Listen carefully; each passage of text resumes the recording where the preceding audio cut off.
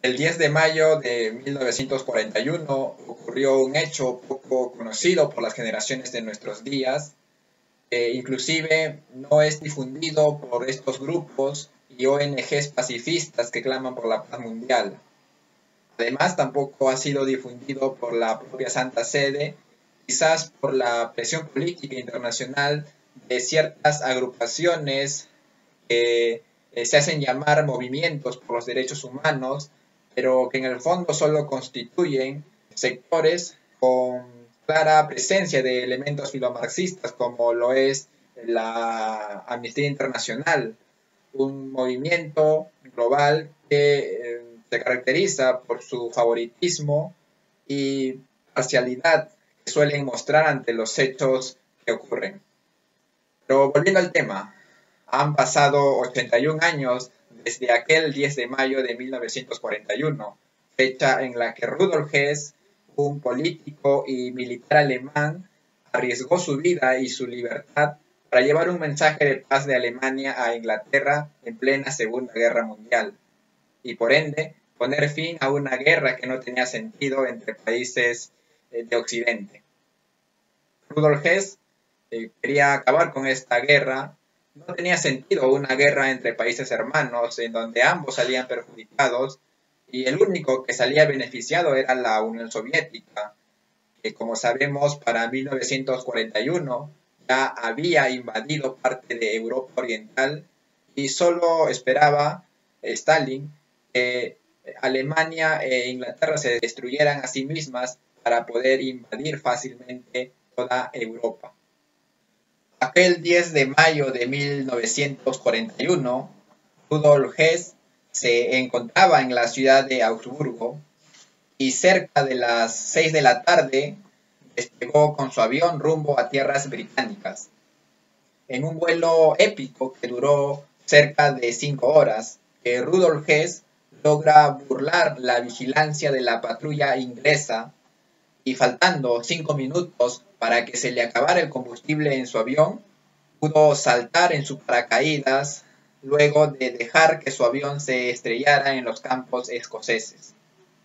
Hess es auxiliado esa noche por un campesino de la zona y al día siguiente logra contactarse con su principal objetivo, el duque de Hamilton, un hombre a quien ya había conocido el año 1936 en los famosos Juegos Olímpicos de Berlín. Hess quería pedirle al duque que le ayudara a conseguir una entrevista con el rey Jorge VI y Winston Churchill para convencerles de que Hitler en realidad no quería continuar esta guerra insensata, como es mencionado este hecho en el libro Prisionero de la Paz de la esposa de Rudolf Hess años más tarde. Lamentablemente, Hess no conseguiría entrevistarse ni con el rey Jorge VI ni con Winston Churchill, quien lo mandó a encarcelar, tratándolo como un prisionero de guerra corriente, en vez de por lo menos considerar negociar la paz. Este hecho sorprende a muchos, especialmente a los que conocen la historia de la cultura occidental, porque los mensajeros de la paz siempre han sido respetados. Inclusive los Pieles Rojas sabían respetar a los misioneros y enviados de la paz.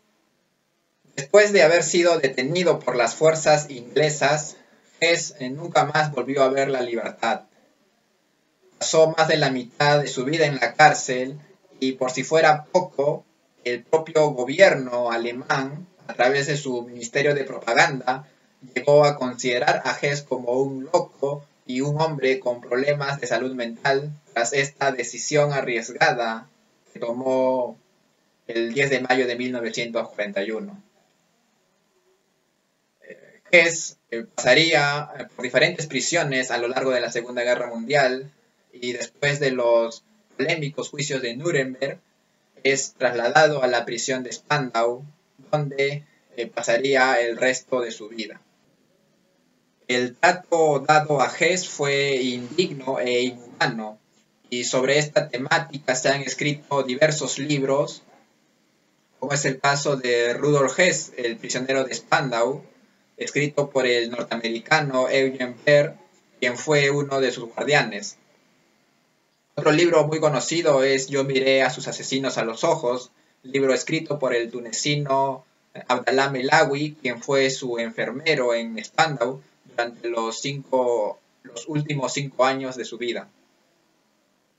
Rudolf Hess pasó 46 años de su vida en la cárcel, lo que equivale a la mitad de su vida. Y para él no hubo organizaciones de derechos humanos, no hubo amnistía internacional, ni hubo gobiernos que se indignaran por su larga reclusión en la cárcel.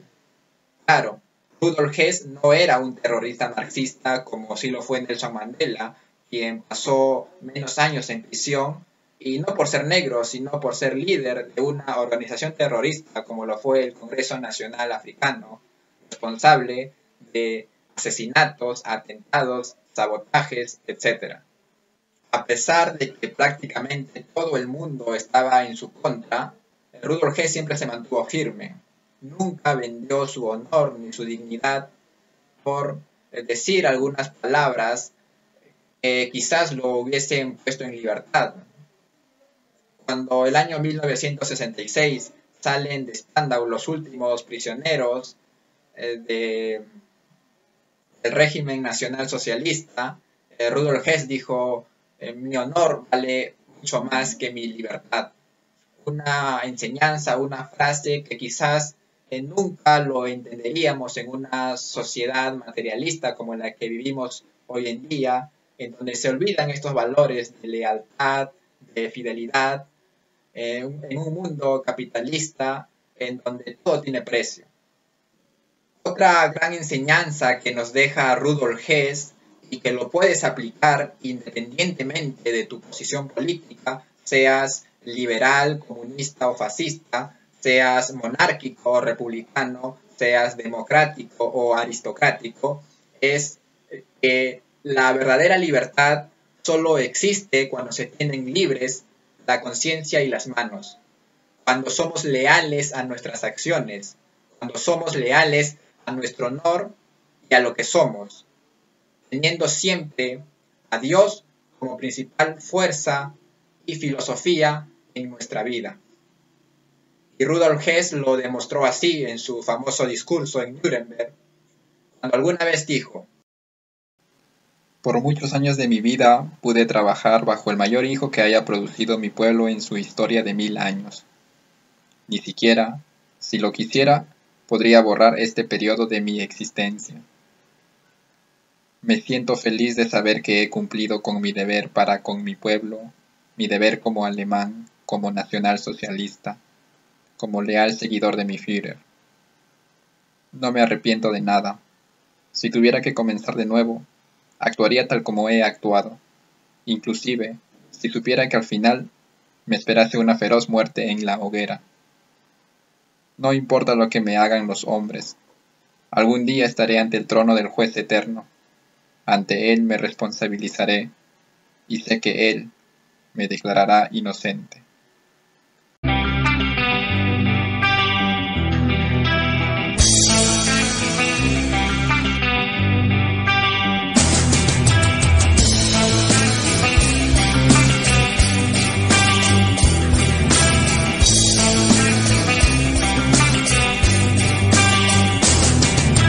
Despertó el espíritu en el año 33, designado diputado del NSDAP.